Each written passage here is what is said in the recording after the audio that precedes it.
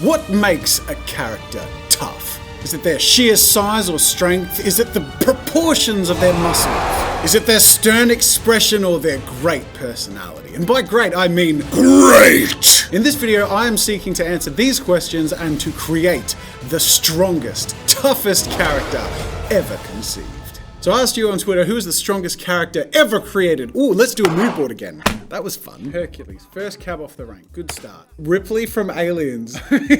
Just look at her. Hulk. Someone had to say Hulk. There he is. I am inevitable. Inevitable. It's what? Inevitable! And we're going to divide this into physical traits and character traits. Muscles, but there's also proportion. Character. I think the biggest one with all of these guys has got to be that they are unyielding. I think also they all have a beast mode. They can just push beyond their character boundaries and barriers. I think that's a pretty good list. I'm going to start off with some brainstorm sketches to see which of these pair together and how we can get to the result we're trying to get to. Now this video is proudly sponsored by SKILLSHare, so I'm going to be using a course later in this video that I might put to good use in designing a strong character. SKILLSHare, who have sponsored this video, have over 30,000 classes, and in this video I'm going to follow some courses which I'll share with you which were hugely helpful to me. Check out the link in the description to get 2 months of free premium SKILLSHare membership. This is limited to the first 500 people who use the link. Don't miss out, as there are millions of things ready for you to learn and improve on. Check out my courses also. I have 2 that I've made, one on being a YouTuber and another on presenting to camera. So if there are things you find interesting, I have a lot to say on that stuff. After the free trial, membership is under $10 a month, which, by the way, when you're considering the high quality of the courses and the unlimited resources, is so much cheaper and more effective than pretty much every way of learning. Once again, 2 months for free in the description, and a huge thank you to SKILLSHare for sponsoring this video.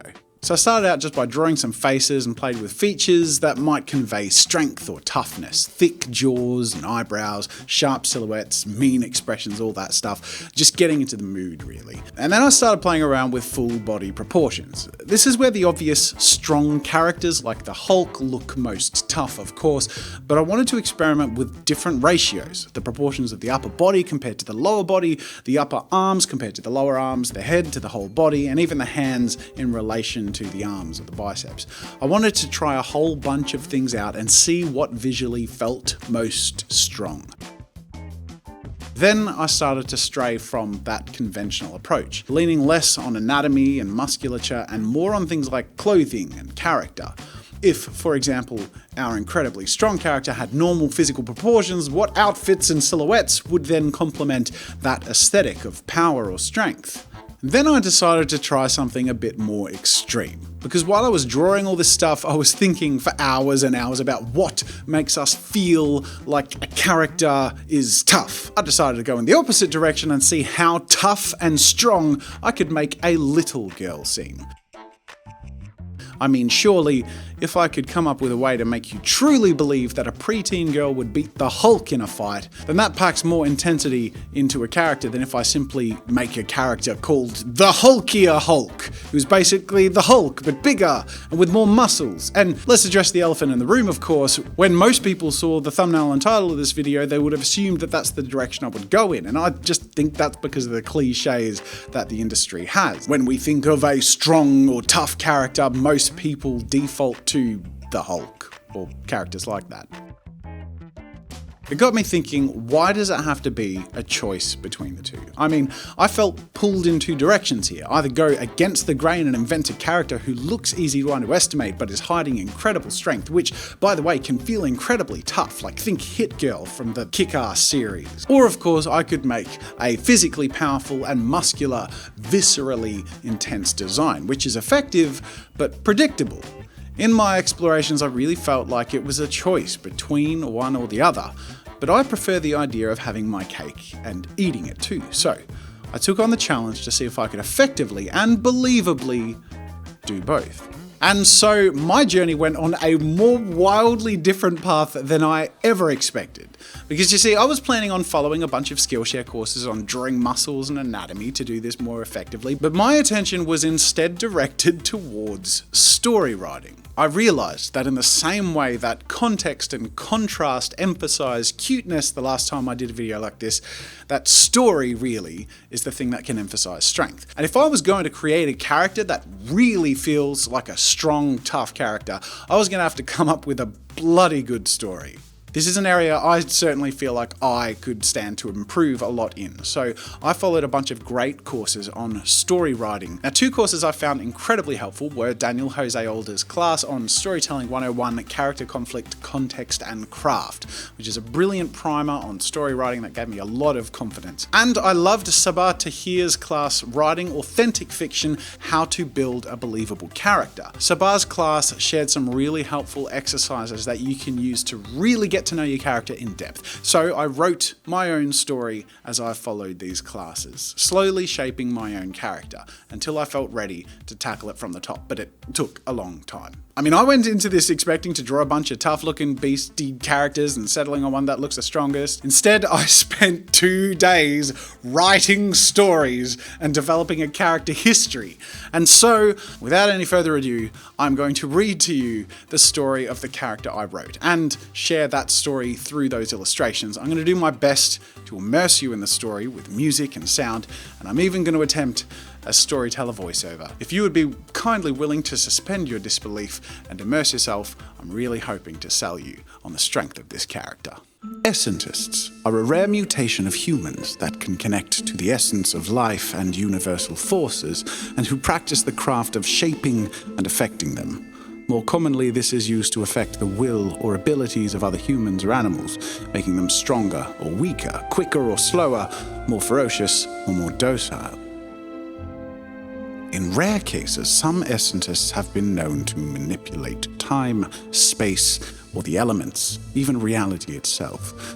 In all known cases, someone capable of being an essentist is the firstborn to an essentist parent, with those born of 2 pure-blood essentists being generally more powerful, and so marriages are almost always controlled and planned, and have been for hundreds of years. Essentists are also very secretive.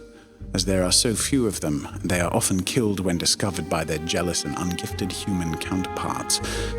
Behind many historic leaders or movements, revolutions or travesties was an essentist imbuing leaders or manipulating populations towards their goals. Many myths or legends were actually historical events with one or more essentists at their center.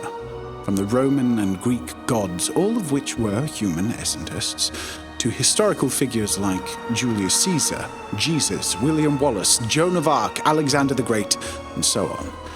But as time went on, the purity of the bloodline was more diluted with common humans, so the strength of the gods of old seems all but a distant dream to modern essentists. Our story begins in the 21st century, where an influential essentist couple were expecting their firstborn child. They practiced the common essentist tradition of strengthening the essence of the child in the womb to strengthen the powers of the growing child, and then they gave birth to twins. A son, technically firstborn, who showed exceptional strength and powers and was immediately favored by his parents and those in their inner circle, and a daughter, Kara, who was weak and barely survived at birth. She was malnourished and slow to learn and develop, showing no signs of essentist powers. It was understood that the son, Kai, who was indeed firstborn, was the one out of the 2 with the essentist abilities, and who gained all the strength his pure-blood parents imbued, and that Kara was weak, due to how strong and quick to absorb power her brother was in the womb. And so it was in childhood. Kai was given the best of training and education, where Kara was all but discarded. To an essentist, nothing matters but their power and practices.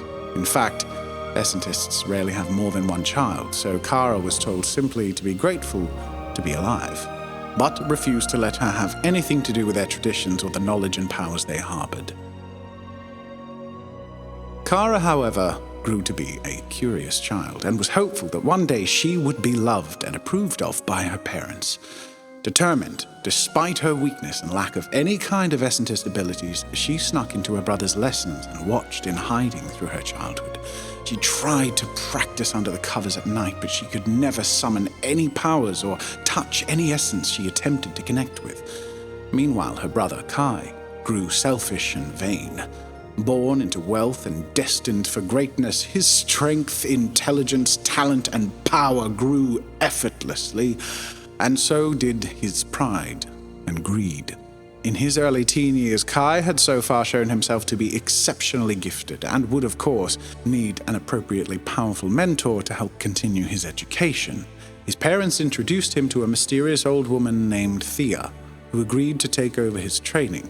It seemed that this woman of unknown origins was much older than she let on, and the essence training she led Kai through unlocked ancient secrets and dark intents, not only of warping the essence of living things in abominable ways, but of reaching into the forces of nature and life itself, pulling it to his will.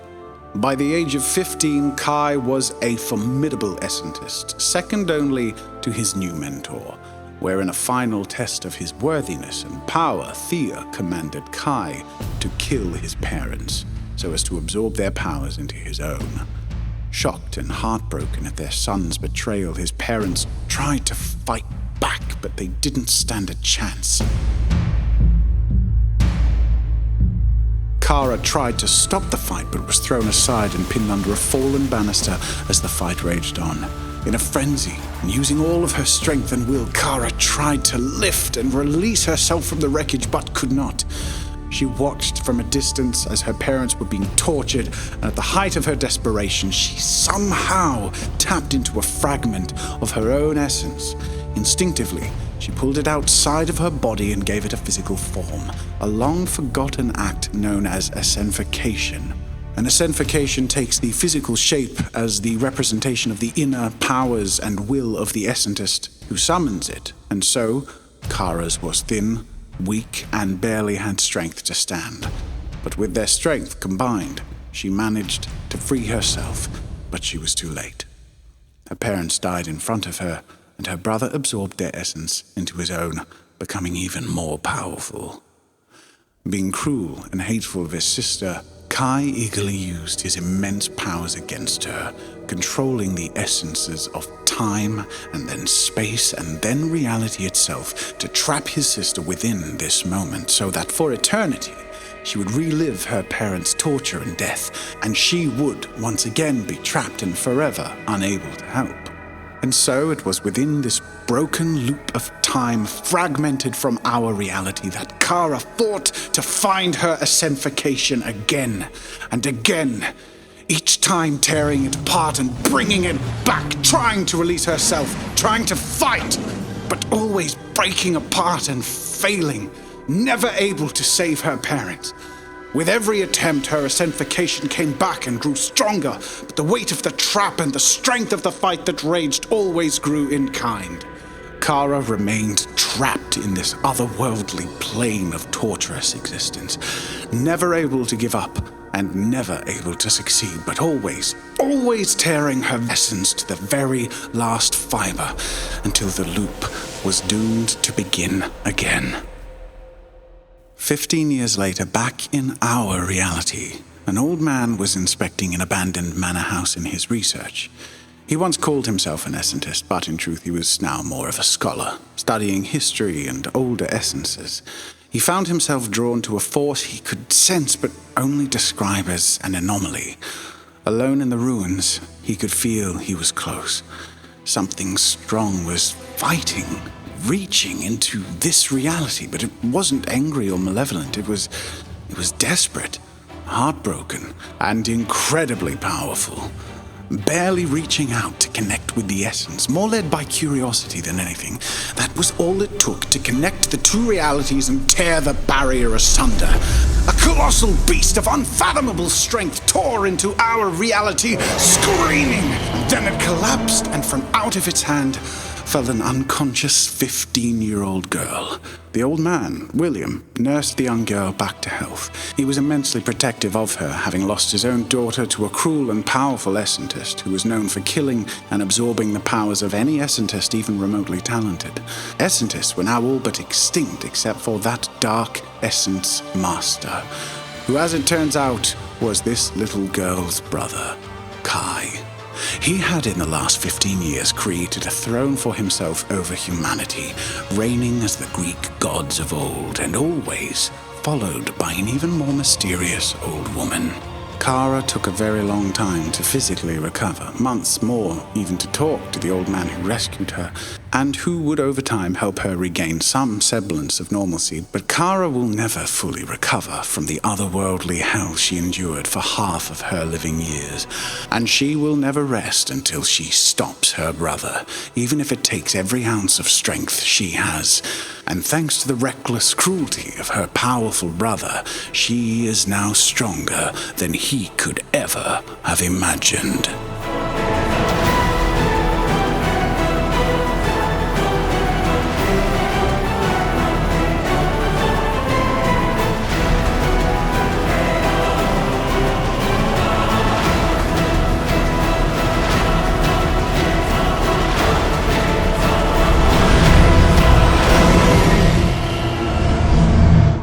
So I finished my strong character, and I have to say I went on a journey to get to this outcome that I just didn't expect to go on. The fact that the focus has been so intensely on story has really taught me a lot, both about story writing, which also was massively aided by the Skillshare courses I follow. So guys, go check out Skillshare, whether it be for your own ambitious projects, developing the skills that you already have, or learning something new. Skillshare is an amazing place and resource to do that with fantastic quality courses. I love the fact that I've been able to tick both boxes with Kara, that she has that badass thing as a character. But then of course we have her essence, which, I mean, this is Kara. It's the same person, but she pulls this part out of herself, and because over the course of 15 years her will and her essence has been torn apart and rebuilt from the ground up every time, she's gotten stronger and stronger and stronger. So she has an unbreakable will, an incredibly strong and powerful essence that only manifests itself viscerally and like that when she pulls it out of herself like that. And I just think that just feels really cool, and I think as a character that makes her, this 15-year-old little girl, feel like she could absolutely take on any one of those people in that mood board, and also be someone we would want to win. And most importantly, I am interested in your feedback, because I am trying some very dramatic things with this series that I've started, which is essentially to create the most blank character ever. It's no small undertaking. Every time I've tried this, it hits me how much I'm up against. All of the nostalgia, all of the emotional attachment that everyone has to every character that fits in that category. But it's a really fun exercise, and I really hope that you enjoy the result. Make sure to like this video if you enjoyed it and you want to see more of this kind of video. And of course, subscribe if you haven't for more fun with art and creativity. I want to thank you for watching. There are more videos over there you might enjoy. Otherwise, that's it for now. Until next time, I'll see you later.